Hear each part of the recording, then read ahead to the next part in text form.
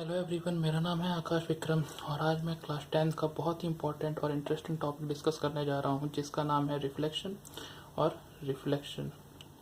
ठीक है, लाइट के दो फिनोमेना को हम डिस्कस करेंगे, reflection and refraction of light. इससे पहले कि हम रिफ्लेक्शन और रिफ्रैक्शन डिस्कस करें उससे पहले हम जान लेते हैं लाइट है क्या। लाइट कुछ नहीं है, ये एक फॉर्म ऑफ एनर्जी है। लाइट क्या है? Light is a form of energy. जैसे कि हमारे पास बहुत सारी एनर्जी होती है, काइनेटिक एनर्जी होती है, पोटेंशियल एनर्जी होती है, इलेक्ट्रिकल एनर्जी होती है, साउंड एनर्जी होती है, हीट एनर्जी होती है। वैसे ही लाइट भी क्या है? एक फॉर्म है एनर्जी का विच गिव्स अस टेंडेंसी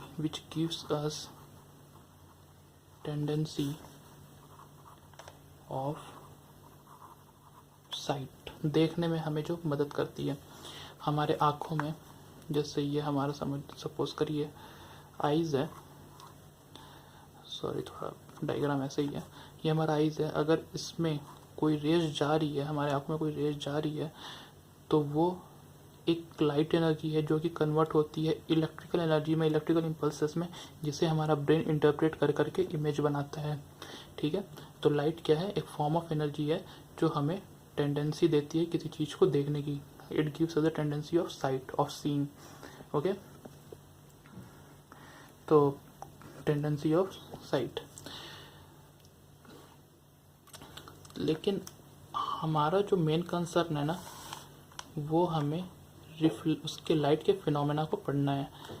उसका दो फिनोमेना होते हैं। वैसे तो लाइट के बहुत सारे फिनोमेना होते हैं, रिफ्लेक्शन भी होता है, डिस्पर्जन भी होता है, जिसे हम आने वाले चैप्टर में पढ़ेंगे। पर फिलहाल के लिए हम सिर्फ रिफ्लेक्शन और रिफ्लेक्शन के फिनोमेना को देखेंगे। ठीक है, तो सबसे पहले अगर हम रिफ्लेक्शन को डिस्कस करें,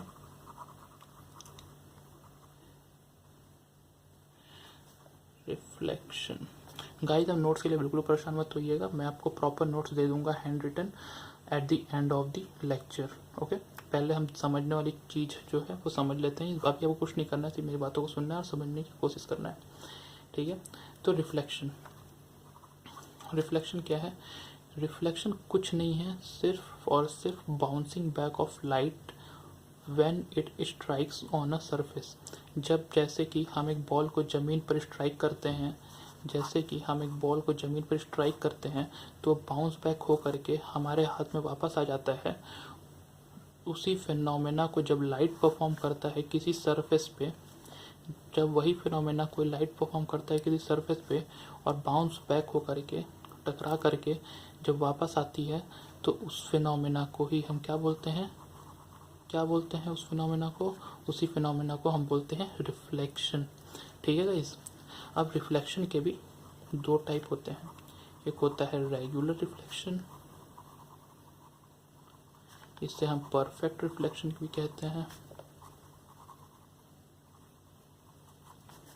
और दूसरा होता है इर्रेगुलर रिफ्लेक्शन, जिसे हम डिफ्यूज्ड रिफ्लेक्शन भी बोलते हैं।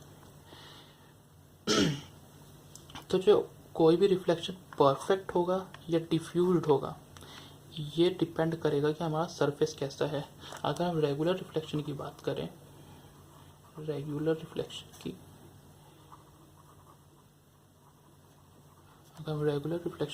करें, तो जब हमारा सरफेस है, स्मूथ है, प्लेन है, तो इस पे जो लाइट जाएगी और टकराएगी वो एक इवन पैटर्न फॉलो करेगी। मतलब सारे रेज जो है एक जैसे ही प्रॉपर्टी को फॉलो करेगी, जैसे टकराने के बाद बिल्कुल वैसे ही बाउंस बैक भी होगी। एक चीज़ को हमें और ध्यान रखना है कि जो लाइट है वो उसकी एक प्रॉपर्टी होती है, लाइट की एक प्रॉपर्टी होती है जिसका नाम है रेक्टिलिनियर प्रोपोगेशन। अब रेक्टिलिनियर प्रोपोगेशन क्या होता है?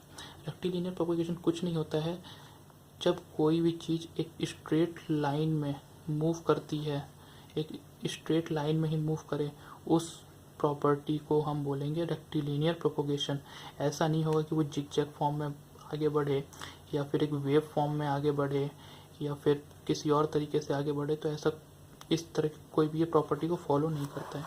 वो सिर्फ किसको फॉलो करता है, रेक्टिलिनियर प्रोपोगेशन को, मतलब स्ट्रेट लाइन को फॉलो करता है। ठीक है, इधर भी देखिए लाइट बिल्कुल स्ट्रेट आ रही है और रिफ्लेक्ट बैक होकर ही स्ट्रेट ही जा रही है। ठीक है, ये कौन सी प्रॉपर्टी को फॉलो कर रहा है, ये रेक्टिलिनियर प्रोपोगेशन के प्रॉपर्टी को फॉलो कर रहे हैं। अब हम इर्रेगुलर रिफ्लेक्शन की बात करें। अब क्योंकि मैंने आपको बता रखा है कि ये जो रिफ्लेक्शन के टाइप हैं ये बेसिकली किस पे डिपेंड करते हैं, हमारे सरफेस पे।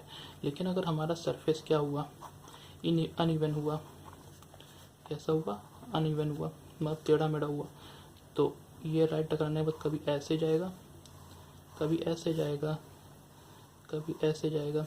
ये अनइवन बिहेवियर शो करेगा, ये कभी एक जैसे पैटर्न बना करके नहीं निकलेंगे, ये अनइवन बिहेवियर से शो करेंगे और किसी भी डायरेक्शन में जा सकते हैं, इनका कोई डायरेक्शन फिक्स नहीं रहेगा। हम रेगुलर रिफ्लेक्शन में इनका डायरेक्शन प्रेडिक्ट कर सकते हैं रिफ्लेक्ट होने के बाद, पर इरेगुलर रिफ्लेक्शन में हम बिल्कुल भी प्रेडिक्ट नहीं कर सकते कि इनका डायरेक्शन क्या होगा। ओके एवरीवन, ठीक है। अब हम कौन सा फिनोमेना पढ़ रहे हैं लाइट का, हम पढ़ रहे हैं रिफ्लेक्शन। अब जब हम रिफ्लेक्शन पढ़ रहे हैं तो हमारा जो बेसिक कंसर्न रहेगा ना, वो सिर्फ मिरर के लिए रहेगा। हम किसी और सरफेस की बात नहीं करेंगे, हम सिर्फ मिरर सरफेस की बात करेंगे, मिरर की, जिसमें बहुत तरह के मिरर होते हैं, प्लेन मिरर, कर्व्ड मिरर, जिसके बारे में हम आगे बात करेंगे। लेकिन इससे पहले हम आगे बढ़ें, हम रिफ्लेक्शन की लॉस को भी डिस्कस कर लेते हैं।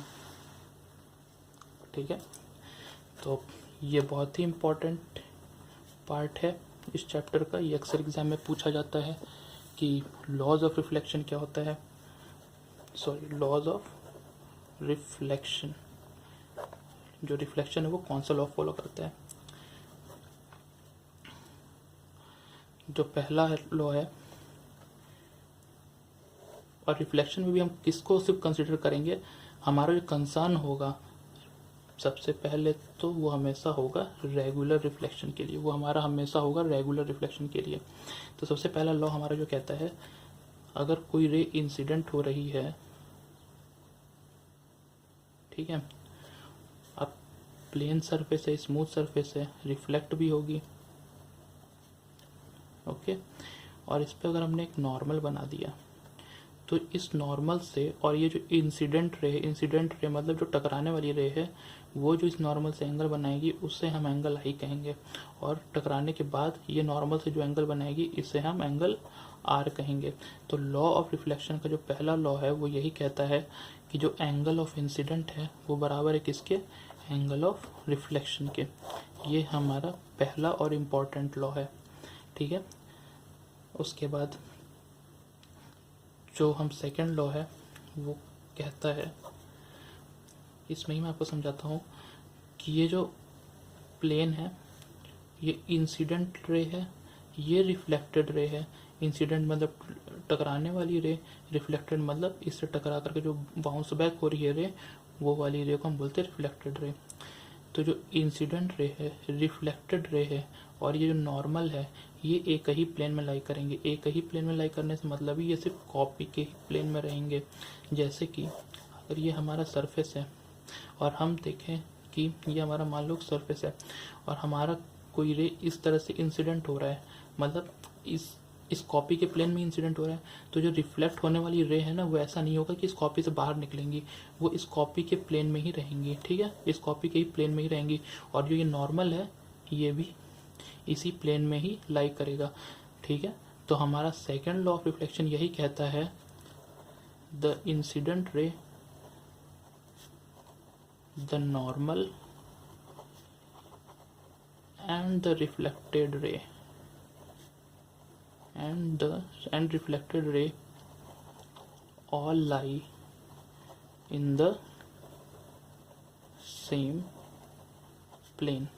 मतलब कि जो इंसिडेंट रे, जो टकराने वाली रे है, जो रिफ्लेक्टेड रे है और जो नॉर्मल है, ये एक ही प्लेन में लाई करेंगे, मतलब कॉपी वाले प्लेन में ही लाई करेंगे। ये सेकंड वाला मैं फिर से बता दे रहा हूँ, बहुत लोगों को कन्फ्यूजन होता है। इसमें जो इंसिडेंट रे है और जो रिफ्लेक्टेड रे है, जो इंसिडेंट रे है, जो रिफ्लेक्टेड रे है और ये नॉर्मल है, ये तीनों ही इस कॉपी के ही प्लेन में लाई कर रही हैं। अगर ये हमारा एक्स कोऑर्डिनेट है, ये वाई कोऑर्डिनेट है, तो ये एक्स वाई प्लेन में ही लाई कर रही है, मतलब कॉपी के प्लेन में लाई कर रही है। ऐसा नहीं होगा कि ये इंसिडेंट रे हो रहा है और जो रिफ्लेक्टेड रे है वो कॉपी से बाहर निकल रहा है, मतलब z एक्सिस में निकल रहा है। ऐसा नहीं होगा, वो इसी एक्स वाई प्लेन में ही रहेगा। और ये जो नॉर्मल है ये भी एक्स वाई प्लेन में ही रहेगा। ऐसा नहीं होगा कि आप बाहर से ऐसे नॉर्मल बना लो और कॉपी के प्लेन में इस तरह से रे आप शो कर रहे हो, ऐसा पॉसिबल नहीं है। ठीक है, तो हमारा सेकेंड लॉ ये कहता है जो इंसिडेंट रे है, जो नॉर्मल है, the incident ray, the normal and the reflected ray all lie in the same plane.